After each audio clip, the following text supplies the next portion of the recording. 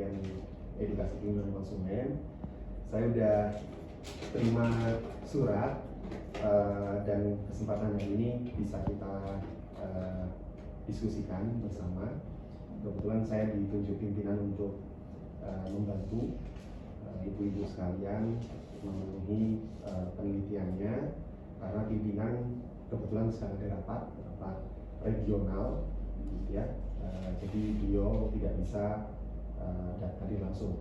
Jadi saya yang ditugaskan untuk penelitian dimaksud, ya. Waalaikumsalam. Mohon maaf, perkenalkan, nama saya Amalia dan rekan saya Rizka ya, dan saya Devia. Ya, kami melakukan penelitian mengenai apa judulnya lupa. Strategi komunikasi.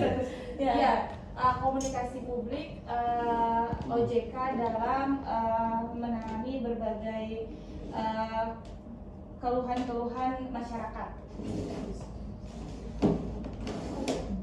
Langsung saja ya Pak ya. Boleh. Langsung Pak. Kamu langsung saja?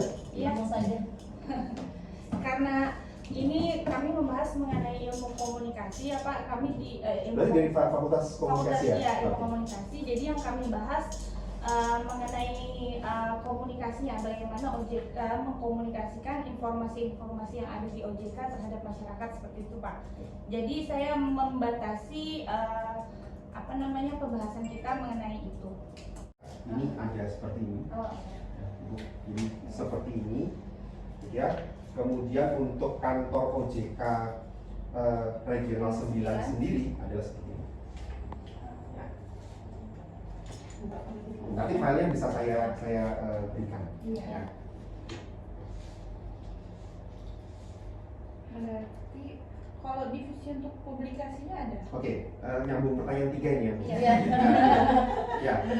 Sebenarnya kenapa pimpinan tertarik dengan topik yang ibu-ibu dosen Rizka sampaikan, karena memang saat ini, tahun ini, dengan kepemimpinan ADK, anggota Dewan Komisioner OJK yang periode ketiga ini, concern komunikasi kepada publik itu menjadi semakin intens, semakin penting gitu ya, apalagi masuk ke era digital.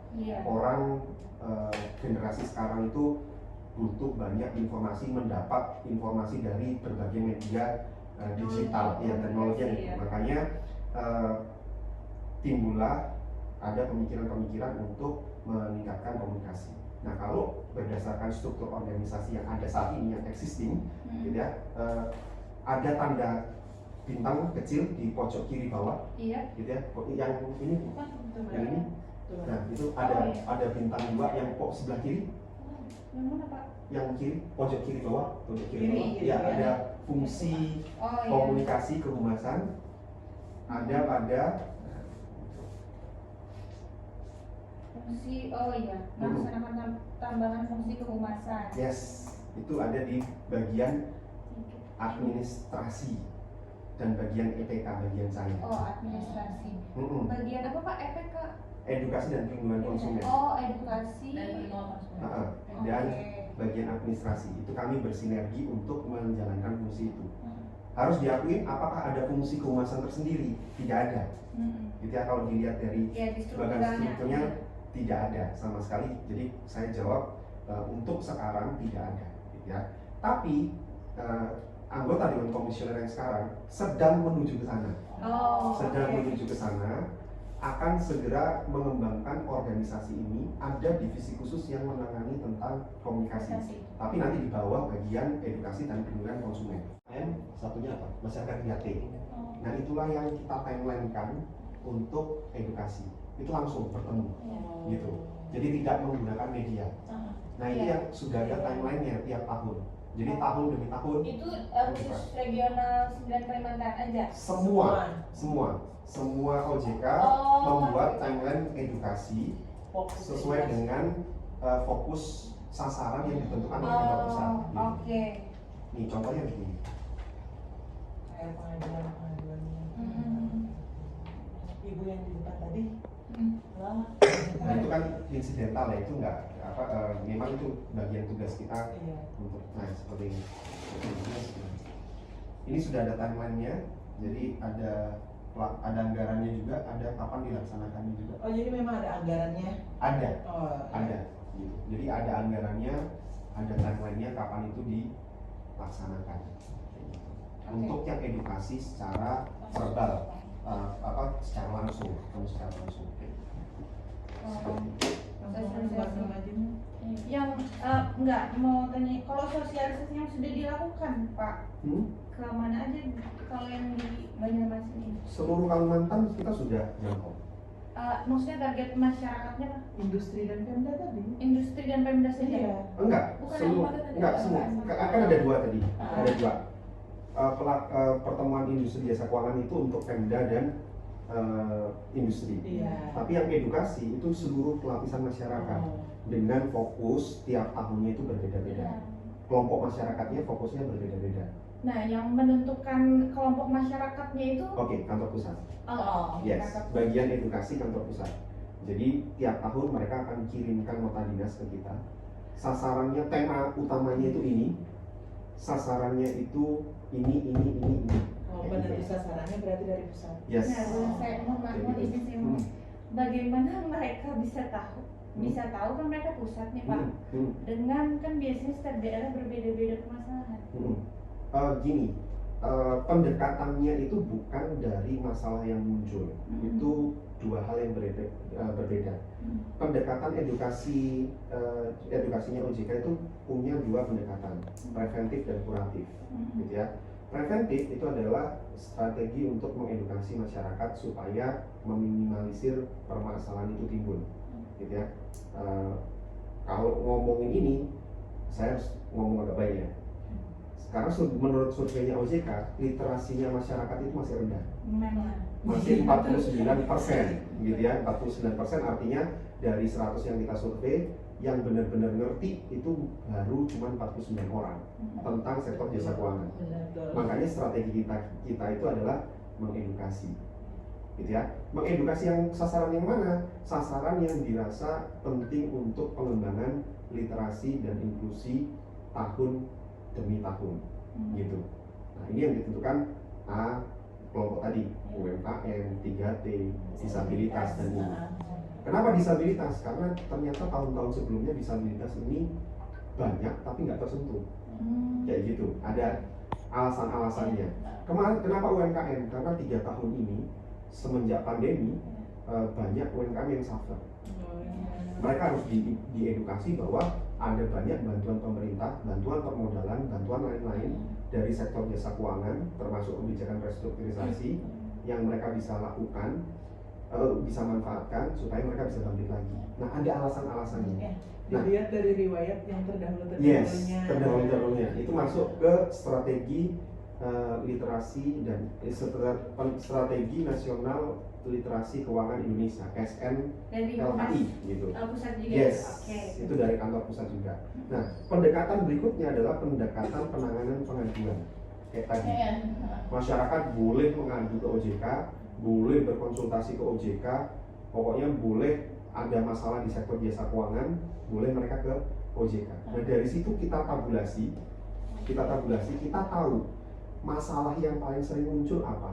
Nanti itu akan dimasukkan ke topik edukasi yang ada di kita lakukan tadi kepada sasaran yang tadi, gitu.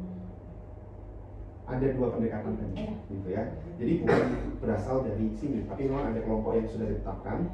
Tapi masalah-masalah yang kita tabulasi tadi akan kita jadikan bahan untuk edukasi. Contohnya ini nanti saya kasih filenya, ini nggak begitu kelihatan ini. Tahun 2022 topik layanan terbesar sektor perbankan mengenai permintaan dokumen dan informasi yang dilatar belakangi oleh keinginan mengetahui sisa kewajiban yang tertunggak selama masa pandemi. Nah, kita edukasinya apa? Karena masalahnya yang sering diadukan OJK, aku minta dong perjanjian kreditnya, aku ini dong. Kenapa Pak? Karena ada tunggakan. Oke, OJK punya layanan slip. Daripada bingung mungkin minta perjanjian kredit ke bank yang masih butuh proses, ke OJK aja bisa cetak slip di situ. Di situ ada informasi yang, nah itu edukasinya ke situ, gitu. Berdasarkan permasalahan yang kita identifikasi. Biasanya permasalahan yang ada di sini aja selama setahun terakhir itu kebanyakan apa? Ini ada datanya. Oh, ada Saya kasih. datanya. Ya. Oh, iya. Jadi ya, mau sektor perbankan, industri keuangan non bank maupun pasar modal, ini ada statistiknya. Oh, Saya ada kasih. statistik. Iya. Alhamdulillah. Saya kasih. Gitu ya. Jadi saya kasih ini nanti. Ini mulai tahun 2020 sampai 2022. Berarti yang sebulan sudah terjawab. Iya, sudah. Oke, sudah terjawab. Tadi kan melakukan komunikasi, ada sosialisasi juga, ada Instagram, radio, TV, media cetak. Tolak ukur keberhasilan itu Pak, berapa persen mungkin atau bagaimana? Oke. Evaluasinya. Kita pertanyaan ini menarik karena setiap kali kita mengedukasi itu parameter untuk beberapa media itu memang sulit diukur. Iya. Kalau misalnya edukasi langsung, kita bisa melakukan pretest dan post-test, dan itu selalu kita lakukan. Sehingga materinya itu sebelum yang materi yang kita sampaikan itu ada pretestnya apa, post-testnya apa. Jadi itu nanti akan diukur persentase peningkatannya bagaimana. Itu udah rutin kita lakukan semenjak 2017 gitu ya, untuk edukasi yang langsung. Ini sudah ada timelinenya, sudah ada alat ukurnya gitu ya. Itu edukasi langsung itu enak. Tapi begitu ditanya, kalau misalnya kita edukasi melalui radio, kita pernah pasang iklan waspada pinjol pakai bahasa Banjar. Pernah, gitu ya. Kalau mau filenya ada. Kemudian kita talk show di TV, berita TV atau di TVRI, RRI gitu ya. Terus pasang iklan di koran. Ukurannya apa? Nah kita sendiri juga nggak ngerti, gitu ya, karena ukurnya sulit sekali. Gitu ya. Ini menjangkau berapa orang juga nggak ngerti, gitu ya. Nah, tapi luckily-nya, beruntungnya kita sekarang serba digital. Makanya kita beralih ke Instagram. Instagram itu begitu kita posting, kita bisa tahu nih itu nge-reach berapa orang. Itu engagementnya, iya engagementnya berapa. Bahkan kita bisa nge-boost postingan itu, kita bayar supaya menjangkau lebih banyak X akun gitu. Jadi ngukurnya lebih enak gitu ya. Minimal itu menjangkau follower kita yang 2000 gitu ya, 2100 something lah gitu. Tapi dengan itu, dengan alat tools yang dimiliki Instagram itu memudahkan kita sekali untuk mengetahui ini nge-reach berapa akun, ini engagementnya, like, share, komen-nya ada berapa. Nah itu enak banget dengan mengukur strategi komunikasi kita di situ. Yang ditargetkan oleh pimpinan kita dalam beberapa tahun ke depan, nanti saya share ya strategi komunikasi arahan dari pimpinan kami mengenai arah strategi komunikasi OJK itu bagaimana. Tapi yang jelas tahun ini tuh targetnya adalah follower. 2 tahun kemudian kita dapat centang biru karena tidak ada akun OJK kecuali OJK kantor pusat yang sudah dapat centang biru. Itu untuk meningkatkan kredibilitas kita, gitu ya.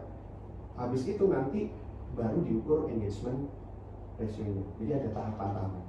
Pertama follower dulu kita dapatkan, habis itu verifikasi biru, baru gitu ini ya.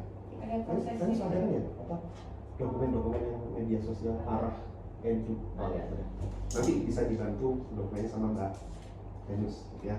Mbak Venus ada yang mau ditambahkan nggak soal yang media sosial ini? Enggak sih mesti ya, kita lagi build sosial medianya dengan sering posting gitu, dan setiap edukasi kita suruh juga peserta edukasinya untuk follow, dan harapannya nggak cuma buat nambah follower tapi juga nambah kontennya, edukasi kontennya agar lebih banyak masyarakat yang tahu. Berarti yang unggul itu di media sosial sama sosialisasi secara Langsung, betul gitu ya. Itu yang sudah ada timelinenya, sudah ada anggarannya, sudah ada alat ukurnya.